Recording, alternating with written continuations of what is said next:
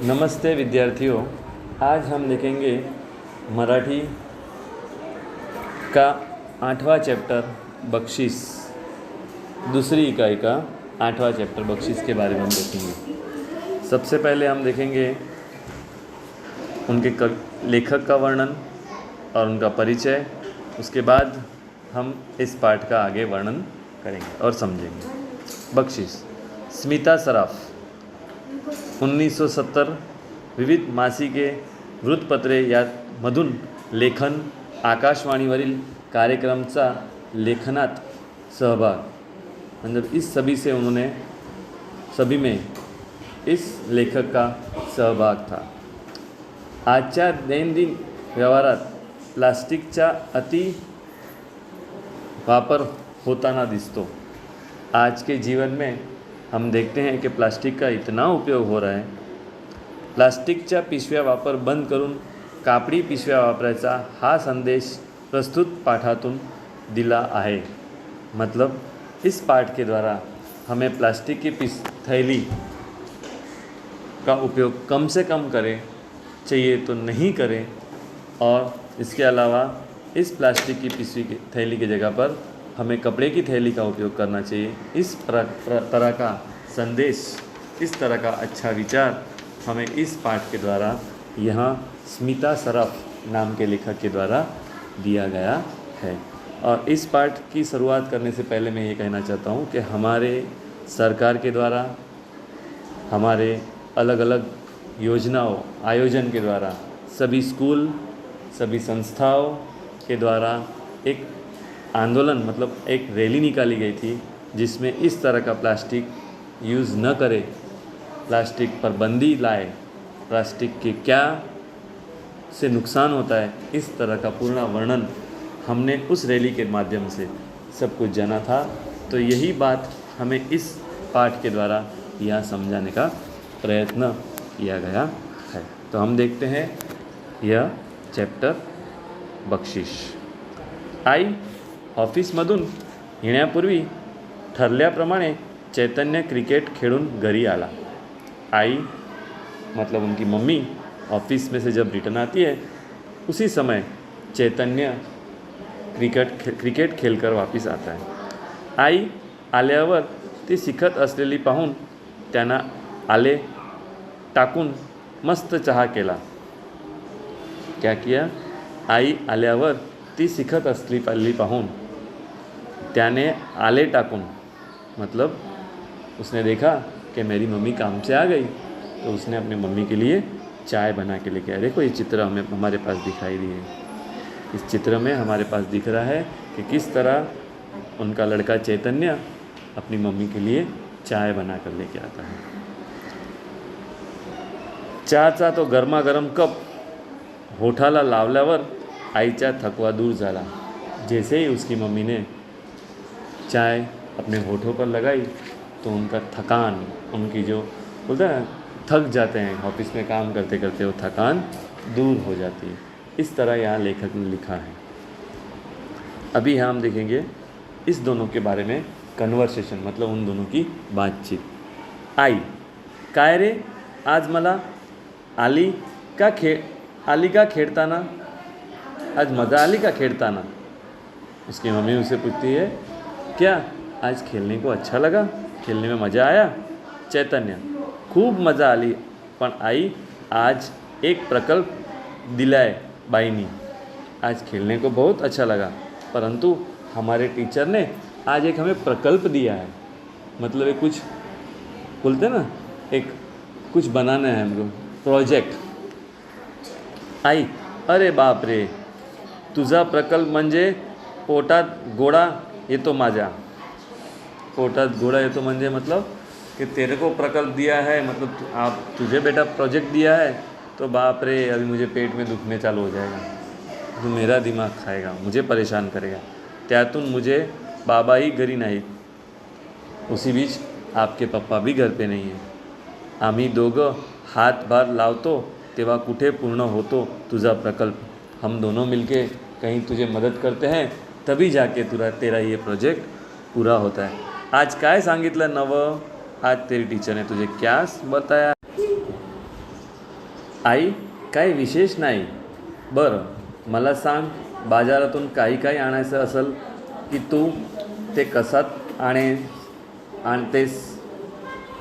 आई ने उसकी मम्मी ने कहा, बोल, तुझे बाज़ार से कुछ लेके आना है, मार्केट से कुछ लेके आना है तो बोल, और क्या क्या लेके आना है वो भी बताना. आई, कसात आणणार? मम्मी को पूछता है, मम्मी कैसे लेके आओगे? प्लास्टिकच्या पिशवीत. तो उनकी मम्मी ने कहा, प्लास्टिक के बैग में. फिर चैतन्य बोलता है, पण सामान आणल्यानंतर त्या पिशवीचा काय करतेस? चैतन्य ने उसकी मम्मी से पूछा, मम्मी तो ये थैली, जो प्लास्टिक की थैली, जो पिशवी है, मतलब जो कैरी बैग है, तो प्लास्टिक की कैरी बैग में सामान लेके आने के बाद तू वो थैली का क्या करते हो? आप वो थैली का क्या करते हो? आई, काय करणार? कचऱ्याच्या डब्यात टाकते. ते काय मोठं धन आहे सांभाळून ठेवायला. उसकी मम्मी उसे टोला भी मारती है कि कहती है कि क्या वो प्लास्टिक की थैली को कचरे के डब्बे में डालती है, और क्या ये बड़ा पैसा थोड़ी है, धन थोड़ी है जो इसे संभाल के रखूँ थैली को. चैतन्य, बरं, आता नीट ऐक. अभी तू मम्मी ध्यान से सुन. उद्या 1 तारीख, बाईंनी सांगितलंय तसं करूया. उद्या 1 तारीख है, कल 1 तारीख है. अभी कल हमारे टीचर ने जैसा कहा है वैसा हम करेंगे. महिनाभरात आपण कुठलाही कारणात न येणार सगळ्याचा प्लास्टिकच्या पिशवी जपून ठेवू. कल से हम जितनी भी हमारे पास थैली आती है वो सभी को हम संभाल कर रखेंगे. महिन्याच्या शेवटी मोजून तो आंकड़ा बाईना सांगायचा है, और वह हमारे घर पे कितनी थैली जमा होगी वो हमें सब काउंटिंग कर हमारे टीचर को कहना है कि भाई 1 तारीख से लेके 30 तारीख तक मेरे घर पर 50 थैलियाँ जमा हो गई. तो आंकड़ा, मतलब वो अंक, वो संख्या, वो नंबर्स हमें टीचर ने कहा है कि तुम हर एक घर में वो आंकड़ा या अंक हमें कहना. तो यह प्रकल्प हमारे पास है. शेवटी मोजून तो आंकड़ा बाईना सांगायचा. आई, चालेल. मग रोज दूध, भाजी, किराणाचा माला सब बरोबर येणाऱ्या पिशव्या आई जमा करू लागली. असाच 1 महीना पूर्ण झाला. इस तरह से उसकी मम्मी रोज़ दूध वाले थैली देते थे, भाजी वाले थैली देते थे, किराने माल वाले थैली देते थे. वो सभी थैली को जमा कर उसकी मम्मी ने 1 महीने तक सभी थैली को जमा कर रखा. चैतन्य, आई, चल आपण त्या पिशवीला मोजूया. दोन्ही मिळून पिशव्या मोजल्या. अपनी मम्मी से क्या कहता है, चलो मम्मी आज हम थैली की काउंटिंग करेंगे, कितनी थैली जमा हो गई. और दोनों मिलके वहाँ थैली काउंटिंग करने लगते हैं. त्या 104 मरल्या. उनके पास 104 थैली जमा हो गई. चैतन्य, बाप रे मम्मी, 104 पिशव्या, 104 थैली जमा हो गई. आपण 14 म्हणजे दर क्या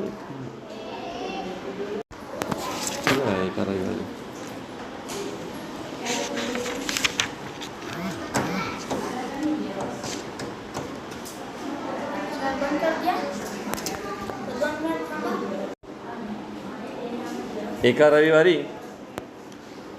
चब बदल म्हणून हॉटेलमधून चव बदल, म्हणजे एका रविवारी आम्ही चव बदल म्हणजे रोज़ घरी खाऊन कंटाळलो होतो. रोज़ घर पे खा के कंटाल गए थे. तो एक दिन हमने होटल में जाना था, तो हम होटल में गए. हॉटेलमधून आगे देखेंगे. जेवणाचे पार्सल आणण्यासाठी बाबा चक्क 3 खणी डब्बा सोबत घेऊन गेले. हमें होटल में खाने का मन हो गया, तो हमारे पिताजी ने 3 डब्बे घर से ही लेके गए कि हमें इस डब्बे में डालकर खाना दो, नहीं कि उनके पास पार्सल करके उनके थैली में बंधवाया. अशा प्रकारे प्लास्टिकची पिशव्या हटाओ मुहिम जोरात सुरू होती. इस तरह से हमारे घर के हर एक सभ्य द्वारा प्लास्टिक का यूज़ न करे उसके लिए जोरदार मुहिम चालू था. प्लास्टिकचे विघटन होत नसल्यामुळे ते निसर्गात शेकडो वर्ष तसेच राहतात. प्लास्टिक का विघटन, मतलब हम लोग प्लास्टिक को अगर ज़मीन के अंदर दफना देते हैं तो कई सालों तक वो मिट्टी नहीं बनती, प्लास्टिक का प्लास्टिक ही रहता है। तो उसके कारण उससे जमीन का कस घालवते आणि प्राण्याच्या पोटात जाऊन त्याचा जीव घेते, और वही मट्टी, वही प्लास्टिक का थैली अगर कोई प्राणी के, गाय के, कोई भी जंगली प्राणी है उनके पेट में जाएगा तो पेट में भी वैसे ही थैली रहती थी, और उसके कारण उस प्राणी का, उस जानवर का जीव जाता था, वो मर जाती थी। जलचर नाही धोखा पहुंचाते। जलचर मतलब पानी के अंदर रहने वाले जो मच्छी रहती थी उनके शरीर में भी ये प्लास्टिक जाता था, तो वह भी उसको खाने के बाद मर जाते थे। बरे जाड़ून म्हटले तर वायु प्रदूषण करते। फिर हमने सोचा कि उस प्लास्टिक को जला देते हैं, पर उससे क्या नुकसान होता था? हमारा वायु प्रदूषण, हमारे हवा में प्रदूषण फैलता था। क्यों? वो प्लास्टिक जलता है तो उसकी बाँस अलग आती है, हमें सांस लेने में तकलीफ होती है, तो उससे भी हमें नुकसान पहुंचता है। हे सगळे बाईना व्हिडिओ क्लिकद्वारे पटवून दिला होता। मतलब ये सभी माहिती, ये सभी चीज़ की माहिती, मतलब ये हमें सब बातें हमारे टीचर्स ने हमें एक वीडियो क्लिप के द्वारा इस सभी की जानकारी हमें दी थी। क्या आप सबसे पहले प्लास्टिक को ज़मीन के अंदर डाल दोगे तो ज़मीन में कई सालों तक वो मिक्स नहीं होने वाला है, ऐसे की ऐसी रहेगी। अगर आप उसको ऐसे ही फेंक देते हो तो कोई जंगली जानवर खा जाएगा, तो वो खाने के बाद वो मर जाएगा। पानी में डाल देते हो तो पानी में भी जो जलचर पक्षी होते हैं, महिनाभर प्लास्टिकचा वापर टाळण्याचा एकलवी कार्यक्रम घरात सान्यांनी एकदा व्रतासारखा पाळला। मतलब महीना भर के लिए हमारे घर में यह प्लास्टिक का उपयोग हम नहीं करेंगे, इसका यूज़ एक व्रत, हम किस तरह से एक व्रत मानते हैं कि हम 1 महीने तक कुछ बोलेंगे, एक खाएंगे नहीं, वैसा कुछ करेंगे,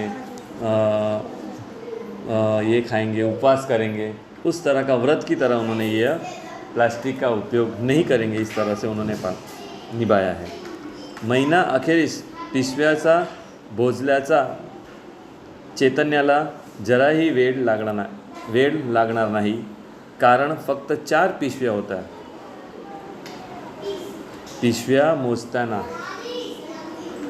लास्ट महीने उनकी इतनी हैबिट हो गई थी कि उनको लास्ट महीने में जब थैली काउंटिंग करने बैठे तो उनको जरा भी समय नहीं लगा, क्योंकि उनके पास सिर्फ 4 ही थैली निकली थी।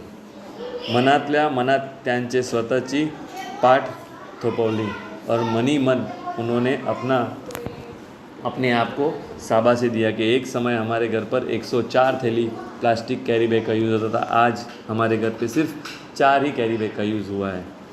महिन्याचे अखेरीस वर्गात बाईंनी मुलांना प्रकल्प विषय विचारला, और महीना पूरे होते ही उसके टीचर्स ने उनको अपने प्रकल्प के बारे में पूछा। चैतन्याचा परिवाराने प्लास्टिकचा वापर खूप कमी केल्याबद्दल त्यांची चैतन्याने कौतुक केले, और उन्होंने चैतन्य के परिवार ने जिस तरह से प्लास्टिक का यूज़ कम किया उसके बारे में उसकी टीचर ने सभी के बीच में उनका, चैतन्य का और उनके परिवार का बहुत ही बड़ा कौतुक किया, उनकी प्रशंसा की। बाई, खरं तर आजच्या प्रसंग मी एखादी ट्रॉफी देणार होते, पण चैतन्याला मी आज एका रोप देणार आहे। खरं तर आजच्या प्रसंगी, आज इस प्रसंग पर मैं एक ट्रॉफ़ी देना चाहती थी, परंतु मैं आज वो ट्रॉफ़ी न देकर चैतन्य को एक रोप, मतलब एक छोटा सा पौधा देने वाली हूँ। ते त्यांना वाढवा, त्याची निगा राखावी, मतलब उस पौधे को संभालना, उसको बड़ा करना। काय चैतन्य हे आह्वान स्वीकारणार ना? और उसकी टीचर पूछती है, क्या चैतन्य तो यह प्रकल्प को स्वीकारेगा ना? चैतन्य हंसून मान डोलवली, और चैतन्य ने हंसकर अपनी मुंडी हिलाने लगा। एखाद्या गोजीवाणे बाळ काळजीपूर्वक घ्यायचे तसे ते रोपे त्याने स्वीकारले। उसने एखादा गोजीवाणे, बाळ काळजी मतलब किस तरह से छोटे बच्चों को हम अपने गोद में लेते हैं और संभाल के लेते हैं, उसी तरह उसने भी उस रोपे को हाथ में लिया और स्वीकारा. प्रत्येकाने एक तरी झाड लावून ते जगवणे का हे गरजेचं आहे. पर्यावरणपूरक जीवनशैली कशी असावी. प्रत्येकाने एक तरी झाड़ लाऊं, मतलब उनके टीचर कहते हैं कि हर एक जन को कम से कम एक झाड़ लगाना चाहिए और वह एक ज़रूरी है. पर्यावरणपूर्ण जीवनशैली कशी असावी. पर्यावरण के साथ रखकर हमें कैसे किस तरह जीवन जीना चाहिए या विषयी बाई पोट तिकड़ीने बोलत होत्या. मतलब इस तरह से उनके टीचर सभी लोगों को समझा रहे थे. समोरच्या बाल मनावर ते कोरले जात होते और इस तरह की बातें उस छोटे बच्चों के मनों में एक जगह कर रही थी और विज्ञान युगातले खरे नागरिक वर्गात आकार घेत होते और इस तरह से विज्ञान युग के एक सच्चे नागरिक उनके क्लास में एक स्वरूप एक आकार ले रहे थे. तो इस तरह से हमारा ये पाठ बख्शिश यहाँ पूर्ण होता है और इस पाठ को आपने ध्यान से समझना है. समझे, लाइक करें और सब्सक्राइब करें. Thank you.